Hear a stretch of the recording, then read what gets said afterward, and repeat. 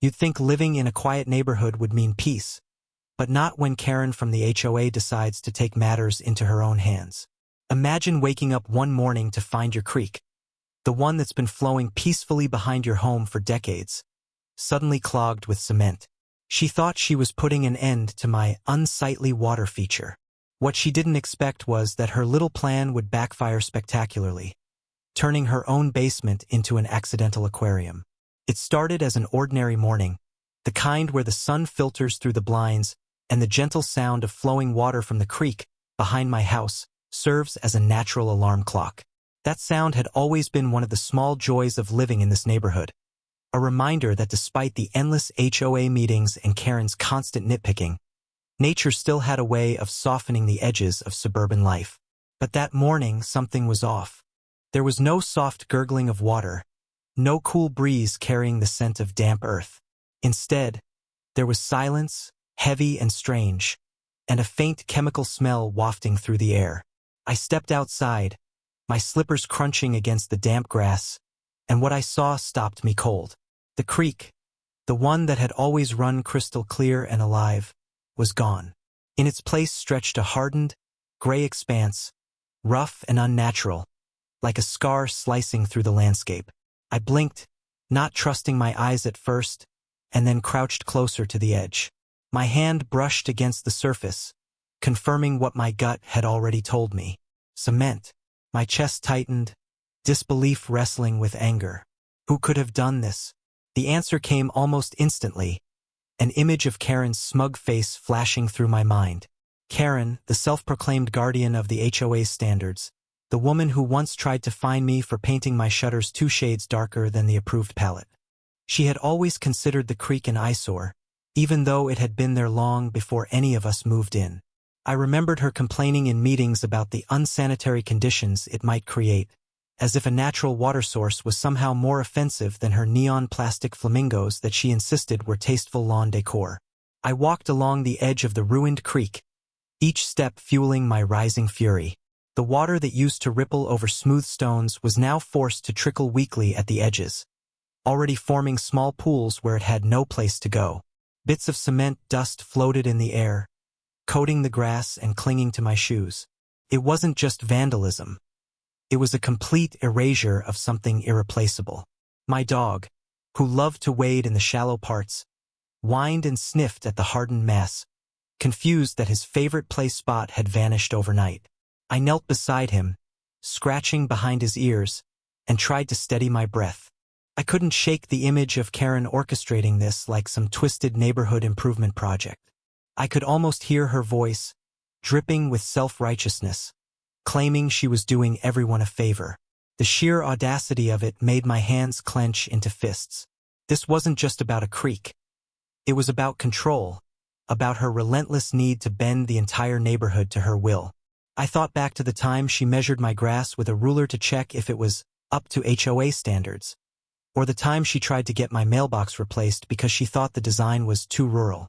But this was on another level entirely. As I continued surveying the damage, I noticed something else. The cement hadn't been poured sloppily. It was deliberate, like someone had gone through the effort of blocking every possible channel. Whoever did this hadn't just dumped a few bags.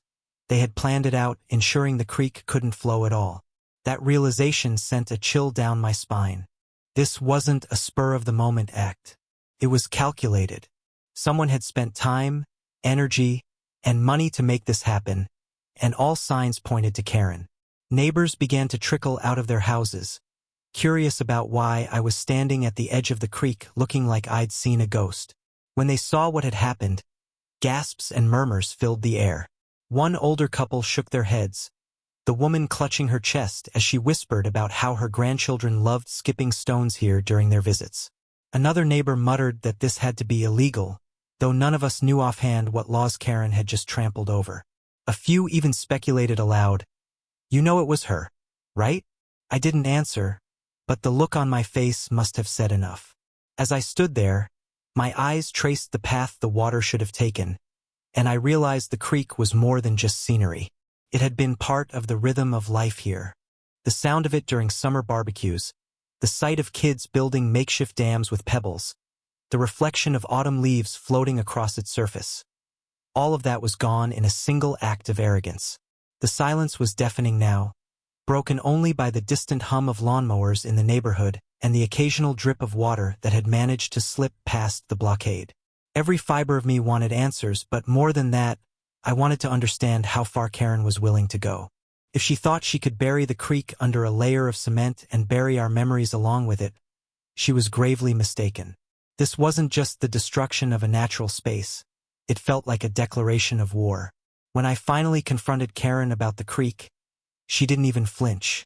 She stood there on her pristine porch, arms crossed, her lips curled into that familiar smug smile, as if she had just solved some great neighborhood crisis. I asked her point blank why she thought it was acceptable to fill the creek with cement, and without a moment's hesitation, she launched into her justification. According to her, the creek was a hazard, a breeding ground for mosquitoes, a so-called eyesore that was lowering property values in the neighborhood. She said she was only thinking of the community, that she had the best interests of everyone at heart. The way she said it, so calm and self-assured, made it sound as though she had just performed a public service instead of committing what was essentially vandalism on a natural waterway. But what shocked me even more was that she claimed the HOA had approved her decision. I remember the words sticking in my mind like glue, my ears ringing as she explained how she had brought up the creek during the last HOA meeting and presented it as an issue that needed urgent action. She said she provided evidence of standing water and claimed it was contributing to health risks, though I knew she had staged half of it, probably leaving buckets of water out to attract mosquitoes for her photos. She told me the HOA board agreed that filling the creek was the most efficient solution. I could hardly believe it. The HOA, the same group that once sent me a warning letter because my trash bin was visible from the street for more than 3 hours, had apparently greenlit the destruction of a natural waterway because Karen said so. I thought back to those meetings, the ones I had stopped attending because they always devolved into petty arguments and Karen's endless monologues. She had a way of talking over people, pushing her agenda until everyone either gave up or gave in. She thrived on control, and the board, tired of her relentless pressure, often caved just to shut her up. That must have been what happened here. I imagined her standing at the podium, waving her photos around, exaggerating every detail while rolling her eyes at anyone who dared question her. The more I thought about it, the clearer it became. Karen had manipulated the system, twisting the rules until the board saw things her way. Hearing her so proudly declare the HOA's approval filled me with a mix of rage and disbelief. I asked her if she even considered the consequences, if she had thought about where the water would go now that the creek was blocked. She shrugged, saying that nature would figure it out, as though the delicate balance of an ecosystem could just adjust to her whims. The casualness of her response made my blood boil. To her, it wasn't about the creek or the environment, it was about winning. It was about proving that she could do whatever she wanted, and no one could stop her. As word spread about what Karen had done, neighbors started to gather in small groups, whispering and pointing. Some were outraged, others seemed indifferent, but the one common thread was the shock that the HOA had apparently sided with her. People asked me if it was true, if the board had really approved it, and I could only repeat what Karen herself had told me. The disbelief on their faces mirrored my own feelings. One neighbor, a retired teacher who had lived here for 20 years, muttered that the HOA had lost its mind if it thought destroying a creek was acceptable. Another said it felt like we no longer had a say in what happened in our own neighborhood, that Karen was pulling the strings and the rest of us were just along for the ride. Later that day, I dug through the HOA's online portal, desperate to find the meeting notes or any record of this so-called decision. What I found only made me angrier. The minutes from the last meeting included a vague line about addressing water concerns in the neighborhood, but no specifics, no details about filling the creek with cement.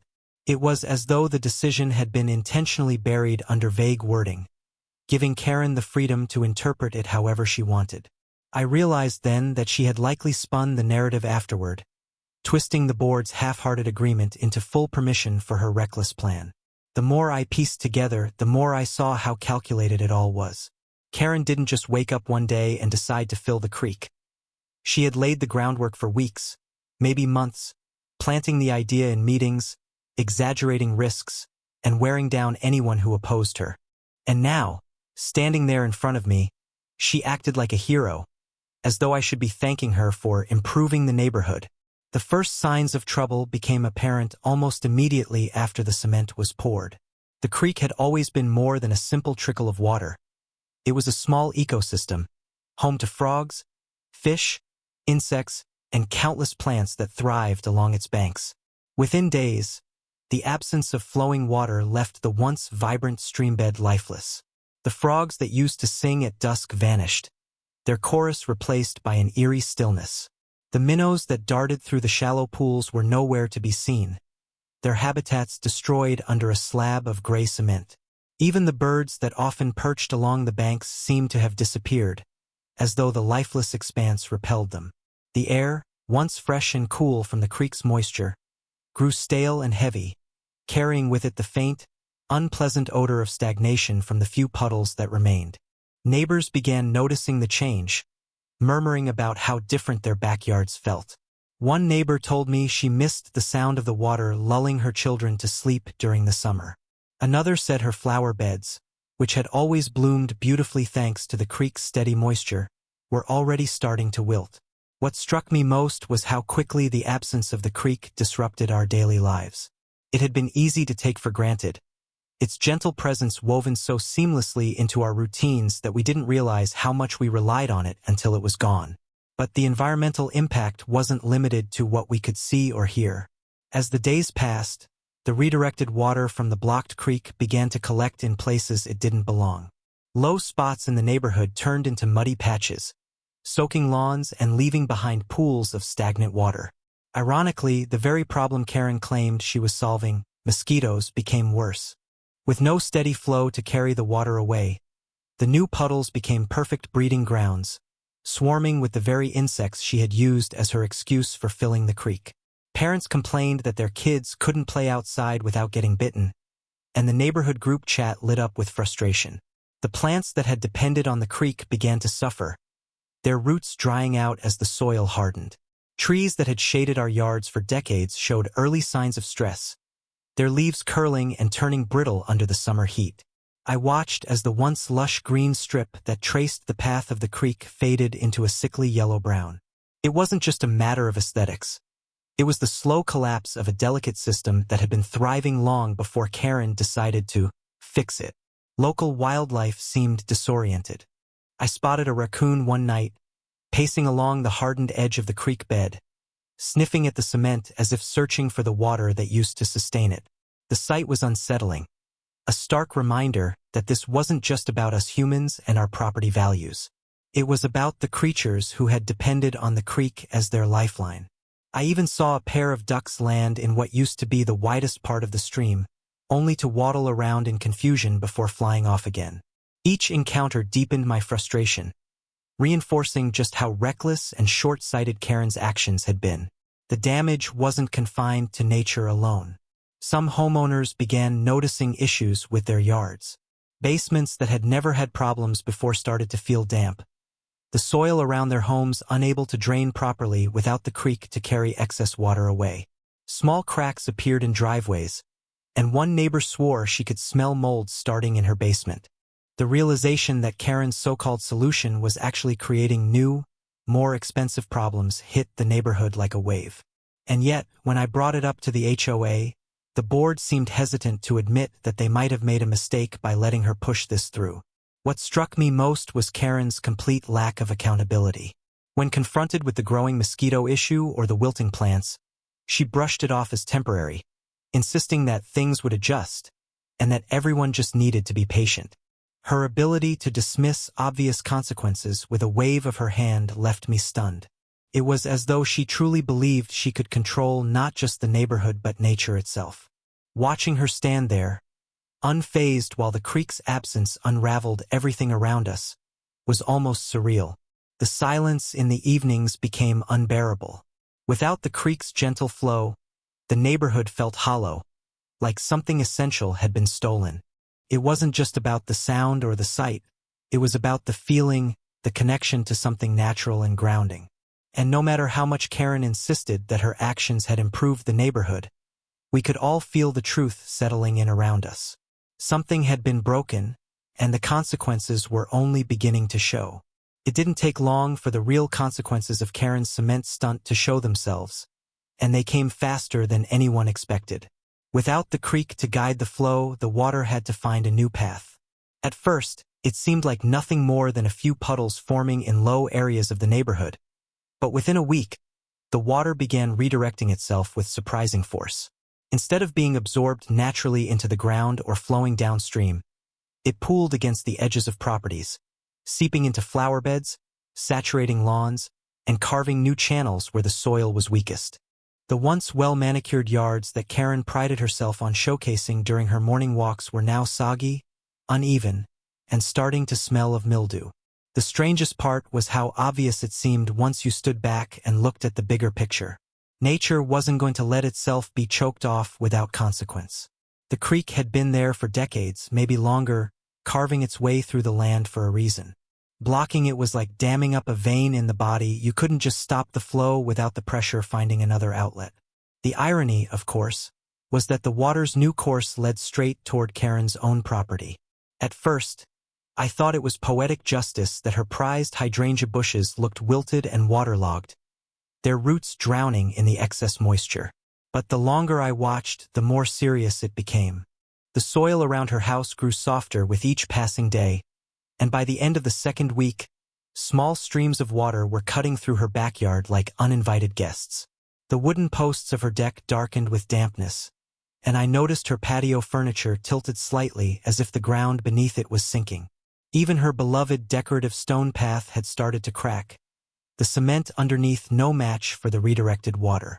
The neighborhood buzzed with whispers, everyone pretending not to stare when they walked by her property, but secretly reveling in the irony. Some of the same people who had once rolled their eyes at Karen's antics now admitted that maybe she had finally gone too far. One neighbor joked under his breath that her house was becoming Lake Karen. But for me, the humor wore off quickly once I realized how severe the problem could become if it wasn't addressed. Water damage was no joke, and if her house was suffering, it was only a matter of time before others would face the same fate. I watched one afternoon as a delivery man slipped in the mud near her driveway, nearly dropping the package he was carrying. He shot a frustrated look at the house, muttering under his breath before hurrying back to his truck. The backyard, once the crown jewel she loved to flaunt during HOA barbecues, now looked like a swamp. The standing water was thick with algae, buzzing with the very mosquitoes she had claimed to be eliminating. The irony was almost too much to process. The situation escalated when a heavy summer rainstorm rolled through. What had been a slow trickle turned into a steady surge, and Karen's yard bore the brunt of it. Neighbors watched from their porches as streams of water pushed against her foundation, overflowing the makeshift drainage she had tried to set up with cheap plastic tubing. The ground around her basement windows darkened with moisture, and though she pretended not to notice, we could all tell the water was finding its way inside. She called in a landscaping crew a few days later, men in muddy boots unloading wheelbarrows and digging frantically to create trenches that might redirect the water away from her house. I stood at my fence, watching as they struggled, their faces grim as they realized the scale of the problem. Every shovelful of dirt they moved filled back in with water within minutes. The creek, long silenced under cement, was now roaring back in defiance, reclaiming its path in the most inconvenient way possible. Despite her efforts to downplay the damage, the signs were becoming harder for Karen to hide. Her once meticulously maintained backyard smelled faintly of mold, and at night, I could hear the faint whir of industrial fans running inside her house, no doubt trying to dry out the dampness creeping into her basement. The neighborhood children whispered stories about fish swimming in her basement and joked about bringing over fishing rods. As much as the jokes spread, there was an underlying truth that everyone sensed. Her attempt to control nature had backfired spectacularly, and the consequences were only growing worse.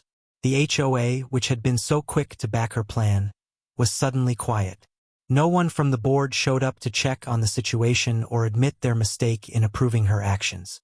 It was as if they were all hoping the problem would resolve itself without their involvement. But the longer the water built up, the more obvious it became that this wasn't going away on its own.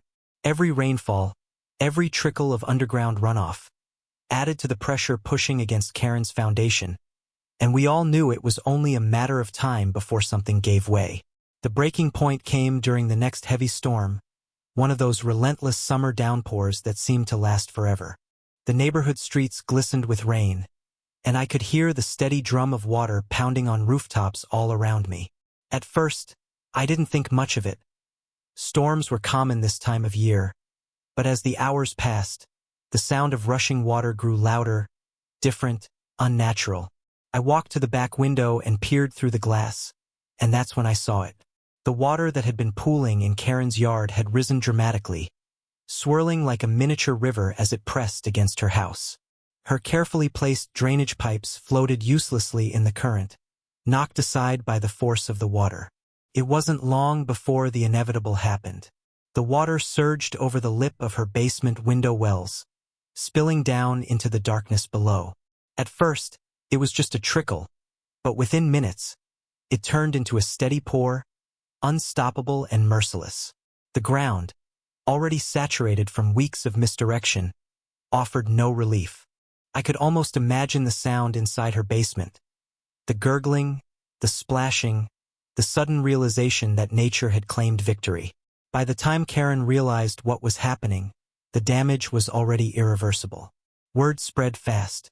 Neighbors gathered discreetly, some watching from their porches, others braving the rain with umbrellas to get a closer look. From my vantage point, I could see the panic in Karen's movements as she rushed around her backyard, shouting orders to a soaked landscaping crew she had called in at the last minute. They scrambled with buckets, trying to redirect the torrent, but it was hopeless. The water had found its way in, and nothing short of tearing up the cement that blocked the creek would stop it now. Inside her house, the basement transformed into what could only be described as a fish tank. The water level rose quickly, submerging furniture, storage boxes, and whatever treasures she had stored down there. The glow of a lamp, still plugged in, flickered ominously under the murky water before it finally went dark.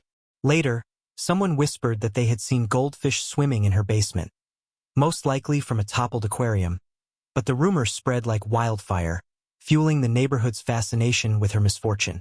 Kids giggled, whispering about Karen's indoor pond, while adults exchanged knowing glances that said more than words ever could. Karen, however, was far from amused.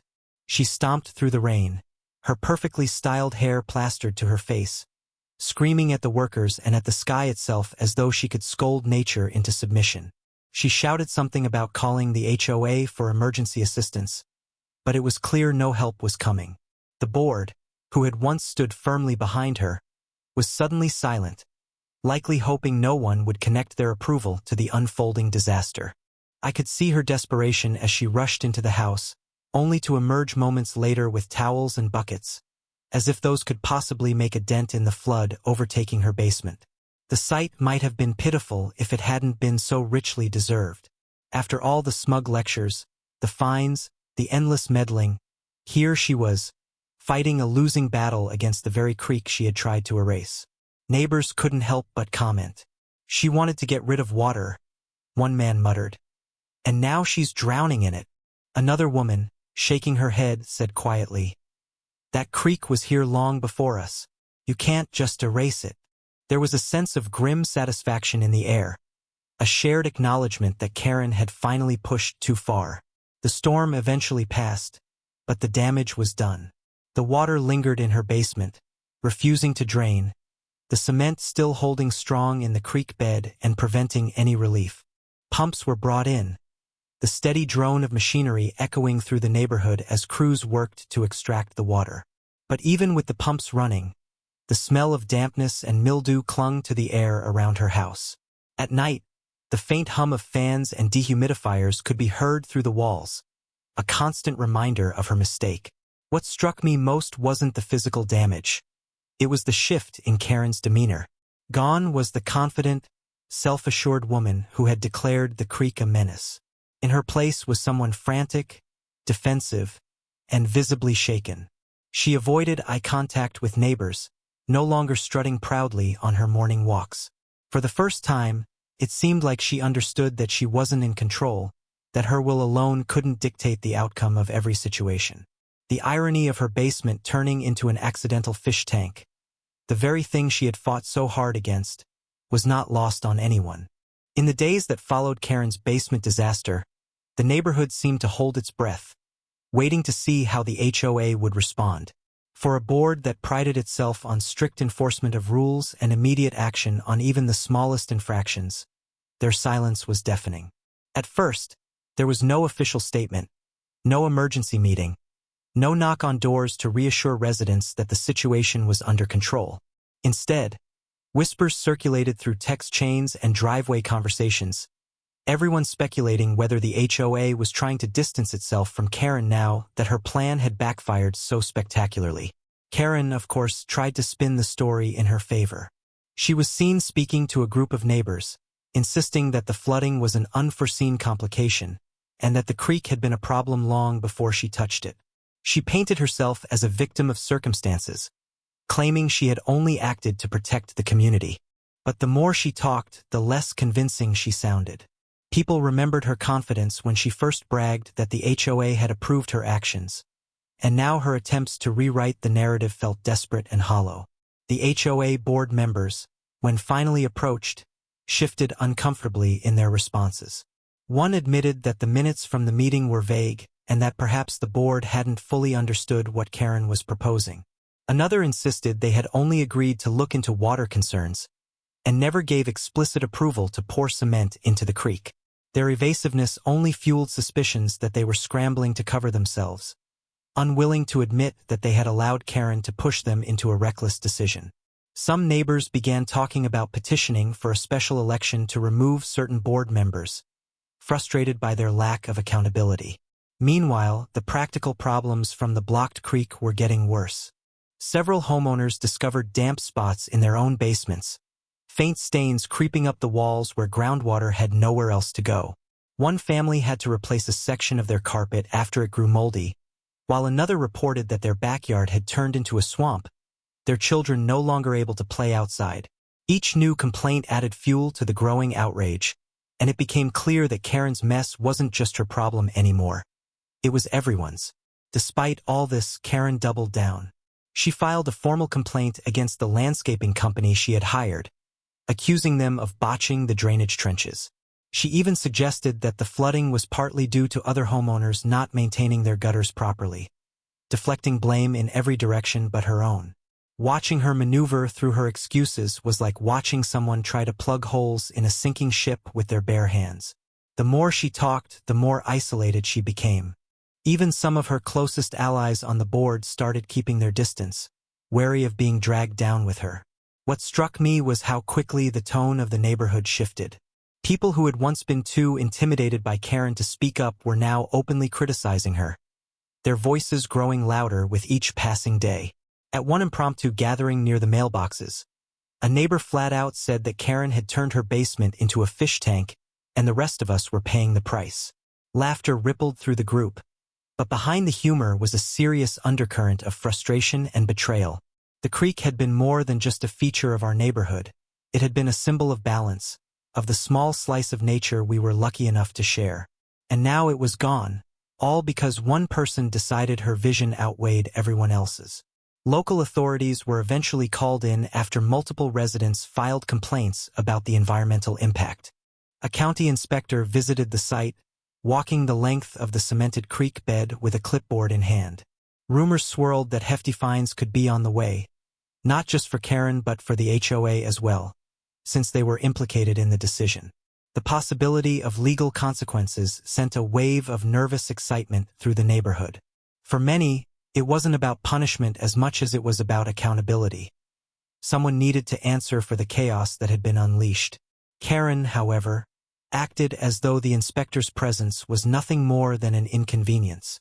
She stood at her doorway, arms crossed, her expression tight as neighbors watched from a distance. It was clear she hated the attention, hated the loss of control, but still she clung to her narrative that she had done the right thing. The disconnect between her version of events and the undeniable reality of the flooding made her look delusional, and for the first time since I'd known her, She seemed small, almost powerless. The creek, once silenced under cement, now lived on in the stories neighbors told each other. They talked about how peaceful it had been, how its absence had left a void, and how its forced return through Karen's basement was the universe's way of setting things right. Even though the damage couldn't be undone overnight, there was a sense that Karen's grip on the neighborhood had finally been broken. The HOA, the same body that once enforced her every whim, was now under scrutiny, and the community was beginning to see the power they held when they stood together. 14.